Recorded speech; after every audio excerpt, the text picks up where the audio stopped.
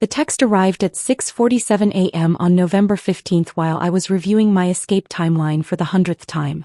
Emergency family meeting tonight. Thanksgiving planning. You're in charge again. Mom's message was followed by 17 more from various relatives, each adding their demands to my already impossible list. I stared at my phone from the coffee shop where I'd been meeting with Sarah, my therapist, every Tuesday for 6 months. She'd been helping me understand that what my family called tradition, most people would recognize as exploitation. 47 people again? Sarah asked, reading the panic in my eyes. 47 people. 3 turkeys. 8 sides. 2 dessert tables. Complete setup and cleanup. All unpaid, of course. I laughed, but it came out hollow. Mom says I'm gifted at hosting. Sarah leaned forward. Emma, what did we discuss about the word gifted in your family? That it's code for free labor, I recited. And that being competent doesn't make me responsible for everyone else's comfort. The family meeting that evening was held at Mom's house, same as always. 23 relatives gathered to delegate my upcoming 4-day marathon of cooking, cleaning, and serving. I sat quietly in the corner taking detailed notes in my phone, but not the kind they expected. Emma will handle the shopping Thursday morning, Aunt Patricia announced. She knows all the best places. And the cooking Wednesday through Friday, added Uncle Mike. Remember, we need everything ready by 2 p.m. sharp on Thursday. Don't forget the deep cleaning before and after, Mom chimed in. The house needs to be spotless for our guests. My cousin Brad raised his hand. What about Emma eating with us this year?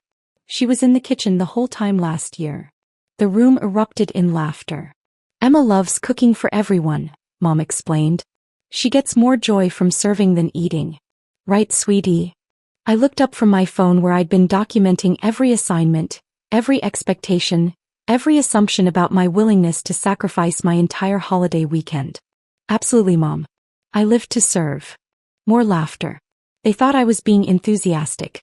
Uncle Mike pulled out a crumpled piece of paper. Here's the list of dietary restrictions and special requests. Jenny's bringing her new boyfriend who's gluten-free, vegan, and allergic to nuts. Carol's twins won't eat anything green. And remember, no salt for Dad's blood pressure, but make sure everything still tastes good. I accepted the list with a smile. Of course. Anything else? Oh, and we'll need you to coordinate the kids' table activities, Aunt Sarah added. 12 children under 10 need entertainment while the adults relax.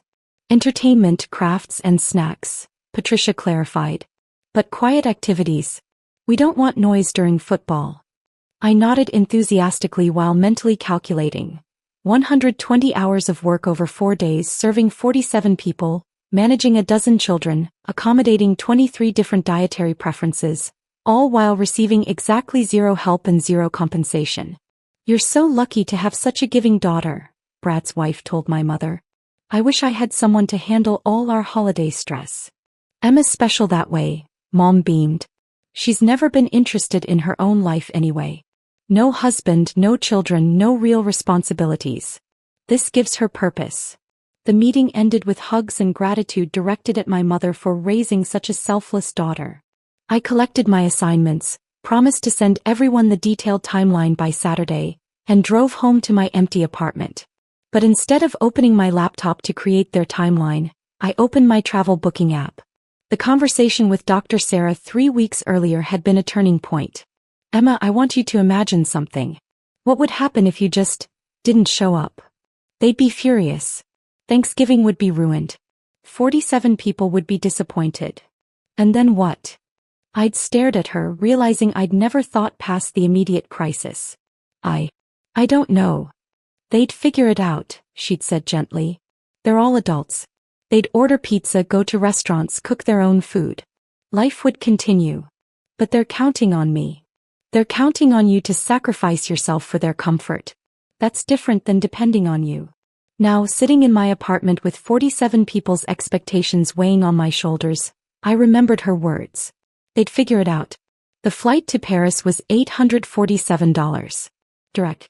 Departing Wednesday at 11 p.m., exactly when I was supposed to be starting the turkey prep that would keep me awake all night.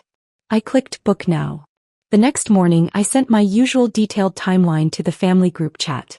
Everything looked normal. Shopping lists organized by store, cooking schedule broken down by hour, set up assignments for each family member. What they didn't notice was that every single task was assigned to them. Emma, this timeline has Uncle Mike cooking one of the turkeys. Mom called me that afternoon. That's a mistake, right? No mistake. Mike volunteered last month to help more this year. He did. Check the October group chat. He said he felt bad watching me do everything alone every year. Silence. She was clearly scrolling through old messages, looking for a conversation that had never happened. Well, he probably didn't mean actually cooking, she said finally. I'm sure he'll figure it out. YouTube has great turkey tutorials. Tuesday morning brought a flurry of confused texts. Emma, the timeline says I'm bringing chairs from my house? Aunt Patricia. Why am I assigned salad prep Wednesday night? Cousin Brad. Did you really put me down for cleanup crew? Uncle Dave. I responded to each with cheerful encouragement. You offered to help more this year, remember? I'm just taking you up on it. By Tuesday evening my phone was buzzing constantly. The family group chat had exploded into chaos as relatives tried to coordinate responsibilities they'd never handled before. Who knows how to cook a turkey? Uncle Mike.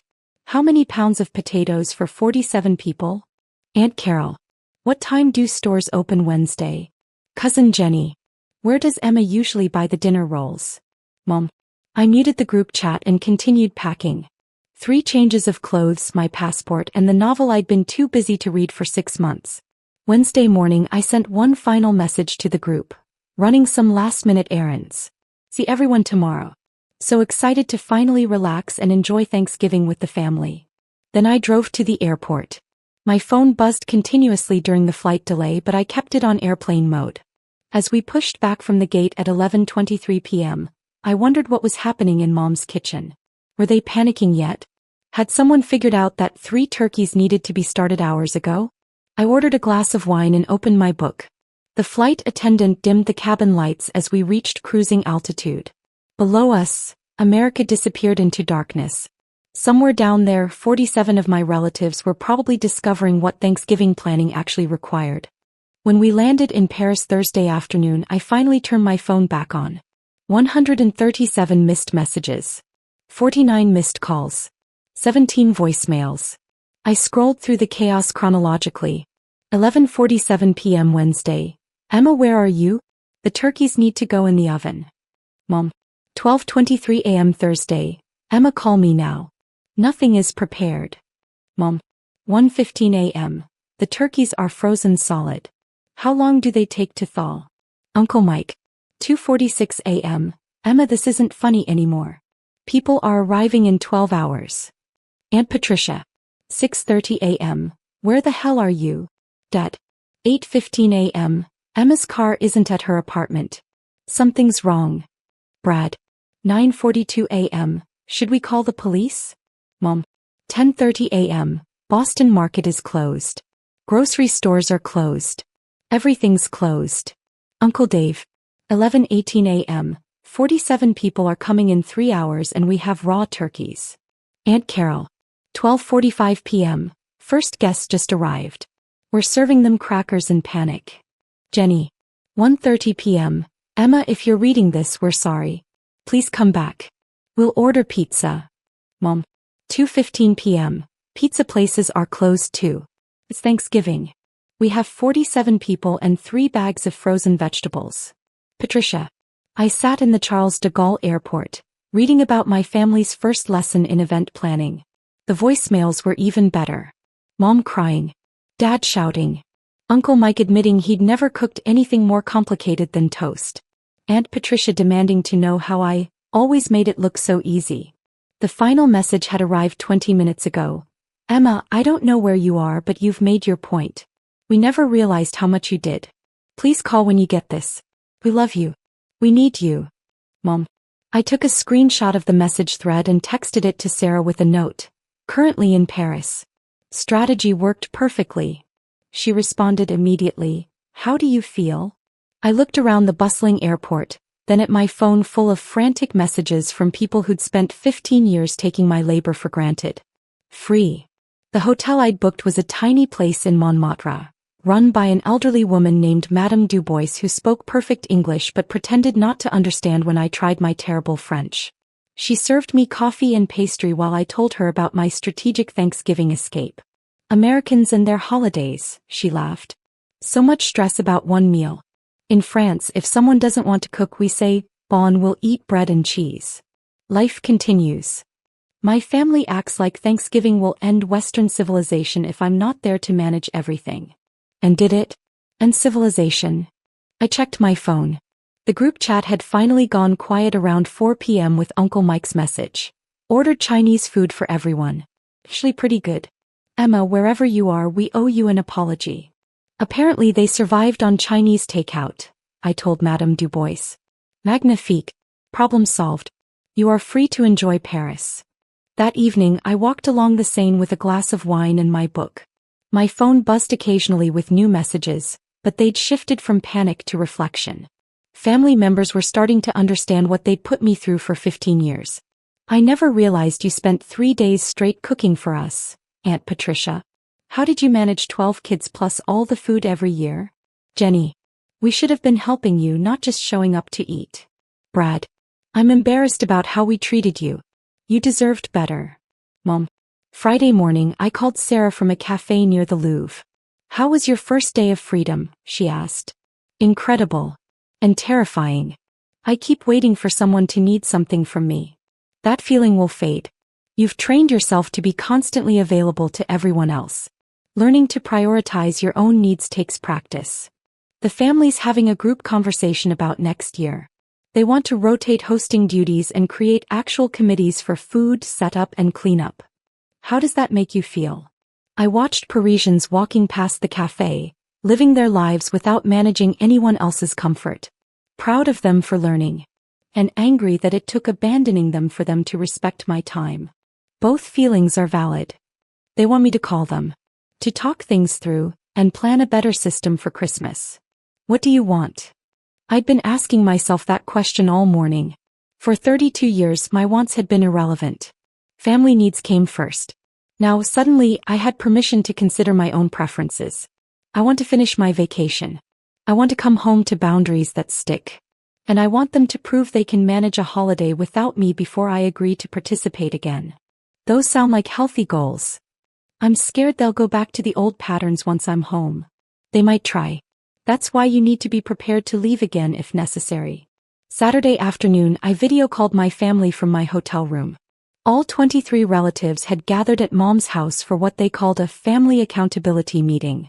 Emma, we're sorry, Mom began. We took advantage of your kindness for years without realizing it. We want to do better, Uncle Mike added. We've created committees for Christmas.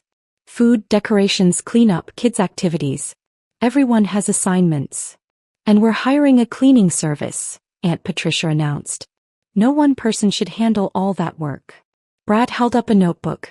We've documented everything you usually do. It's 3 pages long. We never understood the scope. I listened to their apologies and promises from my hotel room overlooking the Eiffel Tower. They seemed sincere, but I'd heard promises before. I appreciate your reflection, I told them. But I need to see sustainable change before I commit to future holidays. What does that mean? Dad asked. It means I'm enjoying Paris. I'm extending my trip through New Year's. Plan Christmas without me. If you can successfully manage a holiday using your new committee system, I'll consider participating next year. The screen filled with disappointed faces, but I noticed something different. Instead of anger or demands, I saw acceptance.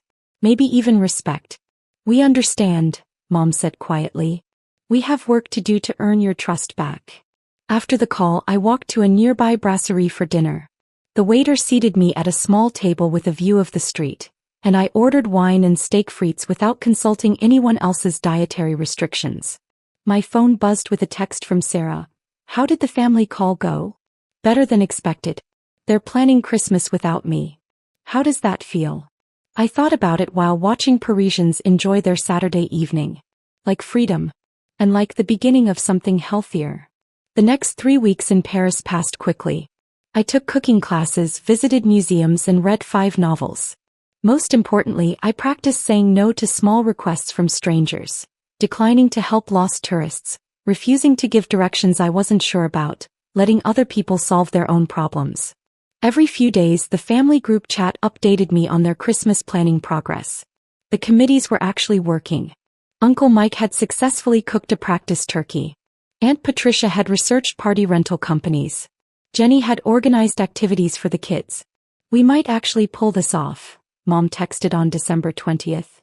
"Still wish you were here, but we're proud of what we're learning." I extended my stay through January 15th.